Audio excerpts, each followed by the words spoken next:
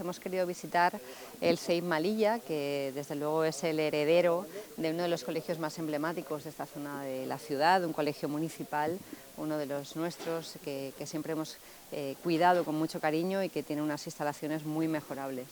La verdad es que el Fernando de los Ríos es un colegio, desde luego, que tiene un equipo directivo que ha peleado muchísimo por la calidad educativa, pero merecen, y yo creo que ya estamos ya en el último tramo, ¿no? Merecen un nuevo colegio. Este colegio pasa de 1 a 3 líneas, este colegio será de 3 líneas, tiene una inversión de 14 millones de euros, estará el año que viene.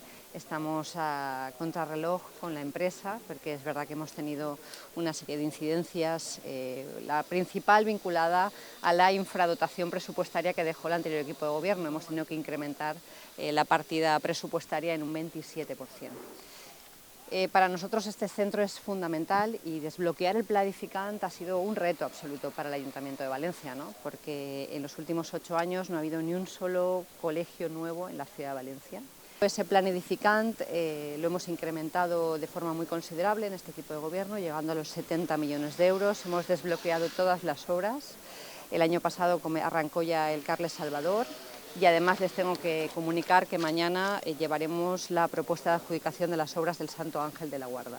También un colegio pendiente que también merece que arranquemos con mucha fuerza y que cuanto antes esté, ya que desde aproximadamente el año 2018 están en aulas prefabricadas y por tanto merecen que nosotros arranquemos con muchísima fuerza también esas obras, ¿no?